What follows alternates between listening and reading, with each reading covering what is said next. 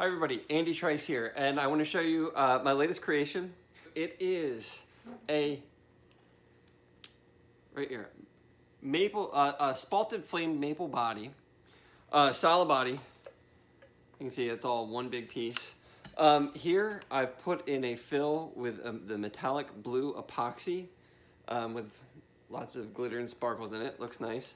I also have a 7-layer neck. It is maple, cherry, walnut, then maple, then walnut, then more cherry, then more maple. With a zero-cote fretboard. And the neck is actually a very deep set. So the tenon for the neck actually comes all the way back to the bridge pickup. And the inlays, if we get close here, you can see they're actually steel capillary tubing inlaid with epoxy with a glitter white pigment. And on the 12th fret inlay for the commissioned build, this is going to a really good home. I can't wait till the new owner sees it. We've got a sailboat on the 12th fret. So the sailboat, and then you can see there's actually the blue there. The blue is also blue epoxy with the same pigment. It is a true oil finish, so it's an oil finish, lots of layers of oil. I've got on here hip shot, locking tuners. Those are fantastic because you lock it, you quarter turn, you're in tune. And yeah, it plays great and it sounds great. With 2 humbuckers, or actually I take it back. These are railhammer, this is a humbucker, and this one is a hum cutter, so it's more like a P90 wind. With a wraparound bridge, we've got volume, we've got tone, and we've got the 3-way selector. And this thing just sings.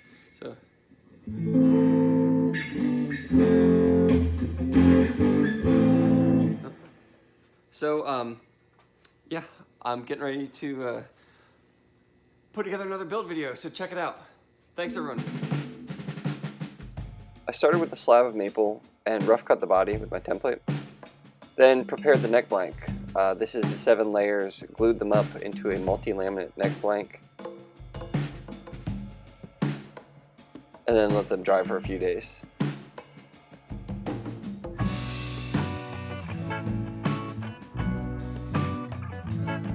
Next, I did some thicknessing on the body, and there was one spot that I wasn't really quite sure about the stability, so I carved it out, and then I ended up filling it with epoxy with a metallic blue and also a metallic pearl mica pigment.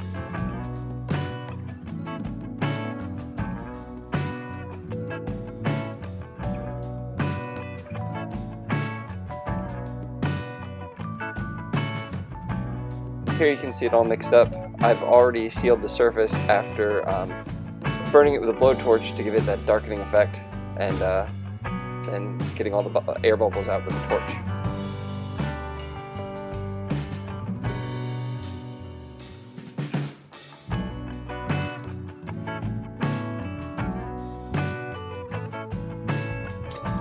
Next, I did some more body shaping.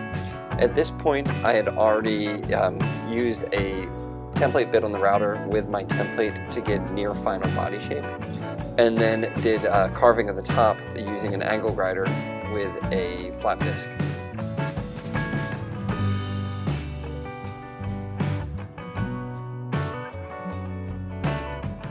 I ended up losing some of this contour in my final sanding, but I still really like how things turned out.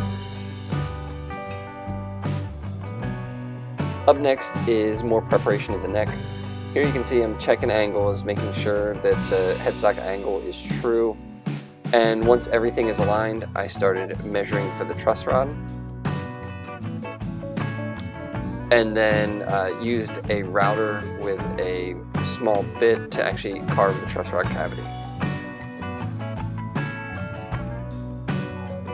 Once the truss rod was carved, it was time to start putting more shape into the neck, so wanting to get it to the proper thickness before actually doing any of the roundover.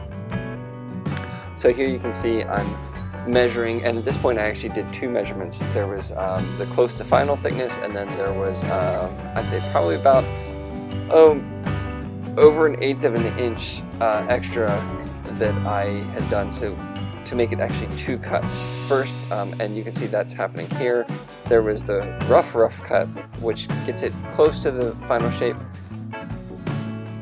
and it allows tension to be released from the neck. Double check measurements, make sure everything is aligned, the right size, and after that, went ahead and glued on ears for the headstock.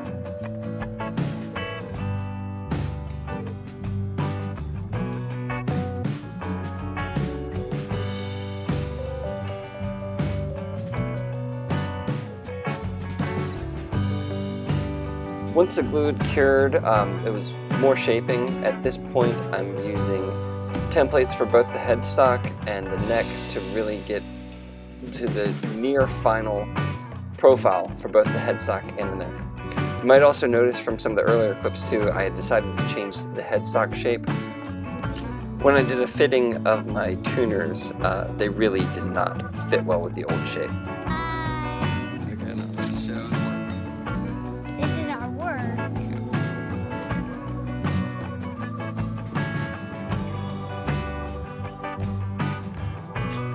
So here is the second cut of the neck. The first cut releases internal tensions in the neck. The second cut gets it closer to final shape, and then use a planer to get the final surface for bonding the glue joint between the neck and the body.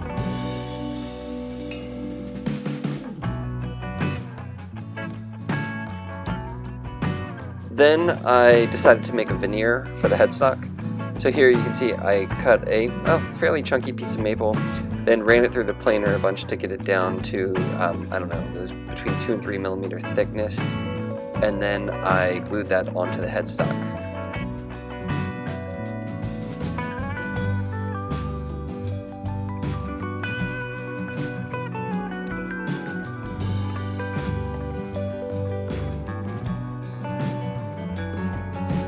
Next, I drilled some guide holes for the fretboard, installed the truss rod, covered it with some masking tape to prevent glue from seeping in the truss rod cavity, and then glued everything together.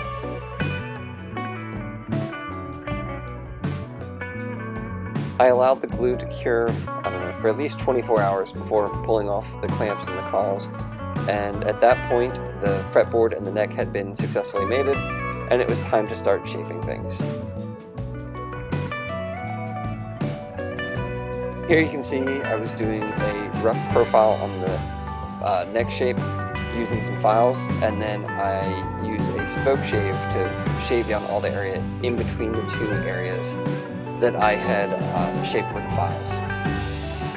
And of course, the mandatory beer plate.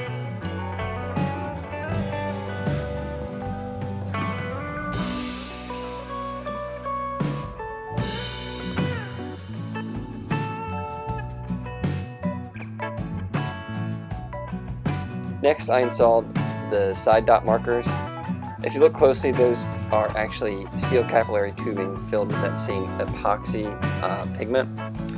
And then I marked out the fret markers on the fretboard and inlaid a larger diameter steel capillary tubing, and again filled that with epoxy with the white mica pearlite pigment.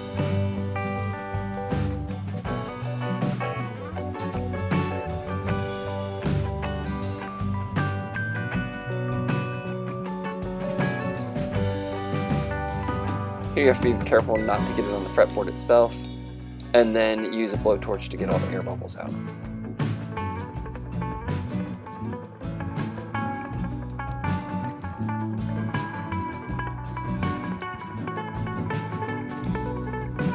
Next, I started working on the 12th fret sailboat inlay.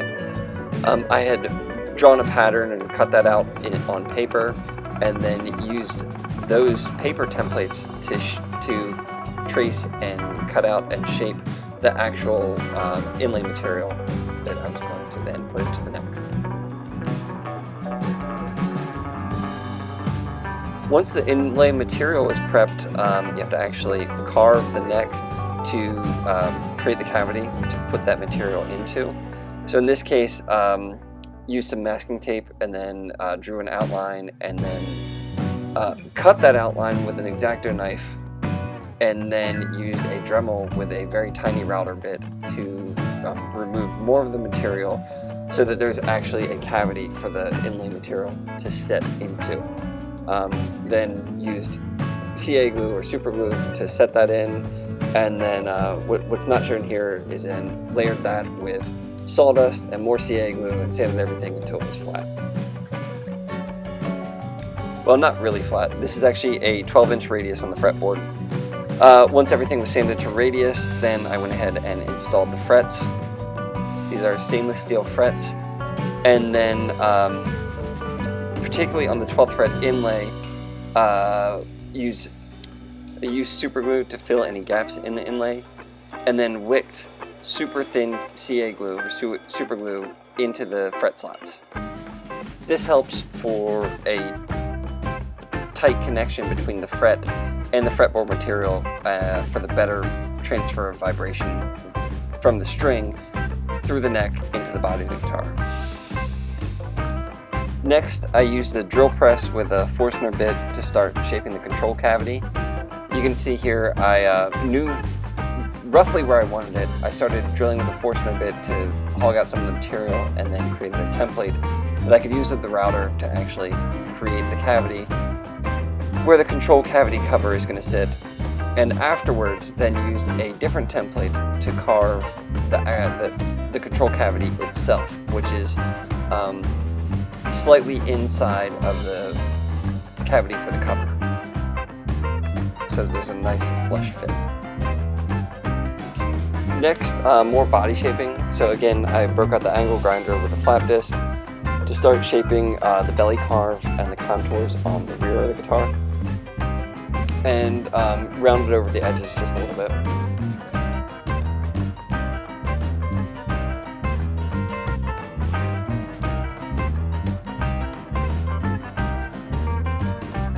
Then flipped it over, and again rounding over the edges where I had already carved some of the contours.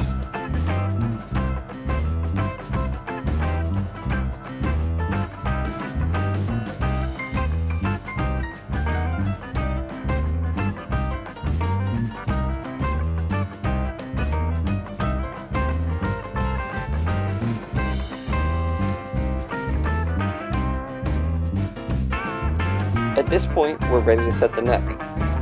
So I made sure I had the neck where I wanted it to be, and then drew the outlines for the neck pocket, and you can see this is the very deep set neck, and then hogged out some material with the Forstner bit and the drill press, then used some neck templates I had to create templates to guide the router for carving the neck pocket, and then routed out the neck pocket.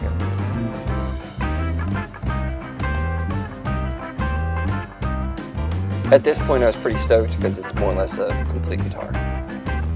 Then I glued the neck up and then started hogging out material for pickup cavities.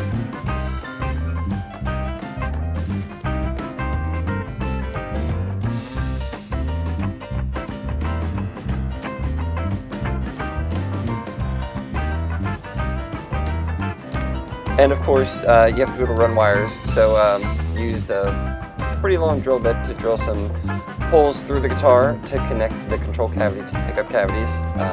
Not scary at all. At this point, yeah, it's pucker inducing because if you screw up, you can ruin the body of the guitar.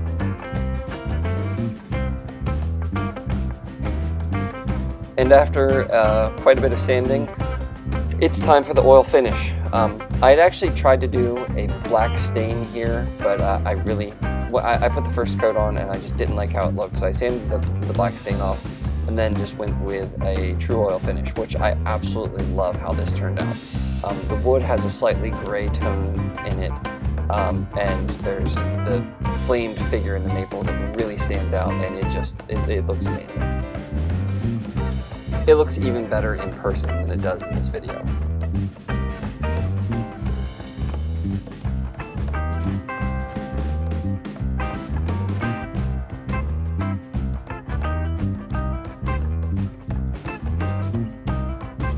So after something like, I think it was 7 or 8 coats of oil, it was time to start putting things together.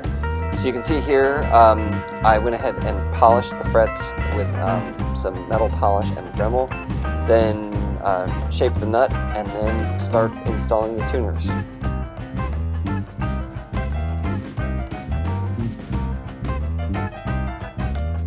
Once the tuners were installed, I went ahead and installed the bridge. This is a low-profile fixed bridge that can be intonated, and then went ahead and started doing a direct mount install of the pickups into the pickup cavities.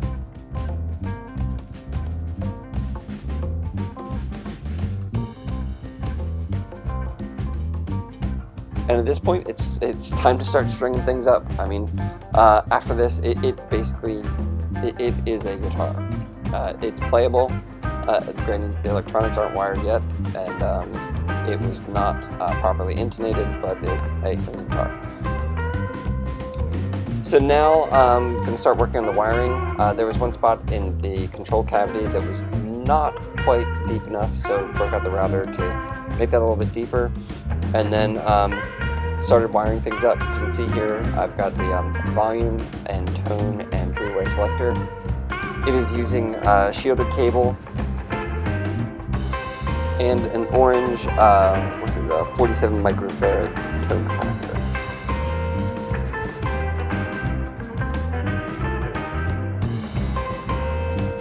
And of course, the cavity itself is shielded with copper tape. And at this point, it's done. I did a full setup on it, and it sounds great and it plays great.